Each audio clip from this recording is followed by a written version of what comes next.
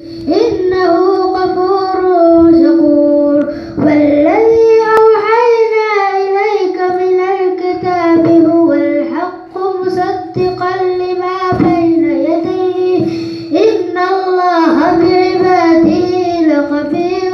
بصير ثم أورثنا الكتاب الذين اصطفينا من عبادنا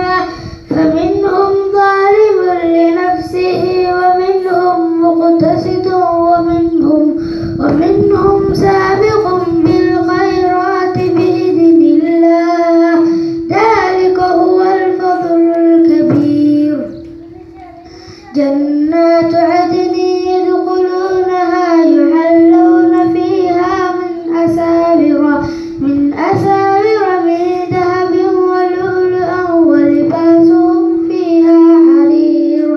وقالوا الحمد لله الذي أذهب عنا الحزن إن ربنا لغفور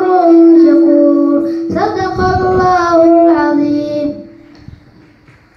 صدق الله العظيم. آياتها القرآن الكريم وحي دافروا هايين bilowga ama horudhaca xafladan lagu daafurayo xanaanada sabiilul huda oo dabcan deegaanka ay ku taala ama guriga ama goobta xanaanadan loogu talagalay aanu joogno galabtan xafladan ay ka dhacayso. dabcan inta ay xafladu socoto marti sharaf kala duwan iyo mas'uuliyiin ayaa khudbado dhowr ah halkaan ka soo jeedin doona idinkuna aad ku arki doontaan sidoo kale ardayda yar ayaa halkaan iyagu nashiidooyin noogu soo bandhigi doono balse wax walba kala horeyn ayay leeyihiin waxaanu siin doonaa furitaanka xafladda ama furitaanka xafladda waxaynu daafuri doonaba hadalka ugu horeeyana aan siin doonaa maamulaha guud ee xanaanada sabiilul huda oo galabta halkaan aan u joogno furitaankeeda macalin ciise cabdullaahi muumin sidaysi oo ah maamulaha guud ee xanaanada sidoo kalena macalin laga yaqaano deegaanadan waliba deegaankan Oodweyne maadaama uu in badan ku dhex jiray howlaha waxbarista ubadka Soomaaliyeed isaga ayaan ku soo dhaweyn doonaa khudbadiisa iyo qaabka dabcan xanaanadan ay u shaqeyn doonto iyo baahiyaha kalifa dhamaanba.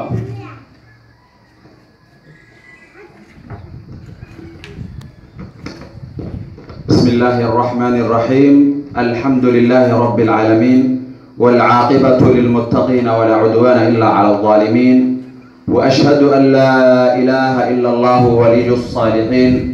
وأشهد أن محمدا عبده ورسوله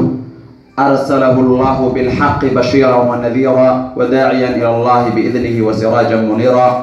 صلوات الله وسلامه عليه وعلى آله وأصحابه الذين اهتدوا بهديه إلى يوم الدين. ما بعد أيها الإخوة والأخوات أحييكم بتحية عطرة مباركة ألا وهي السلام عليكم ورحمة الله تعالى وبركاته.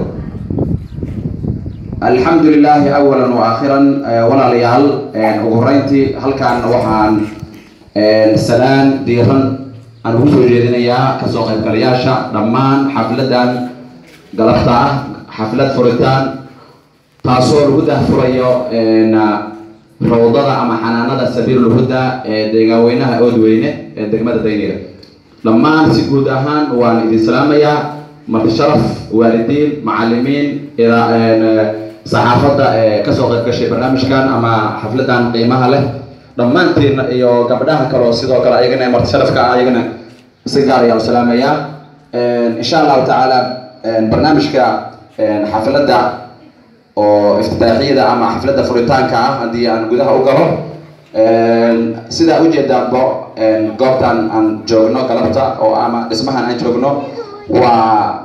waa meel loogu talagalay in lagu xanaaneeyo ubadka Soomaaliyeed ee ku nool muqdisho gaar ahaan meelaha markaasi xaafadaha ama deegaanada u dhow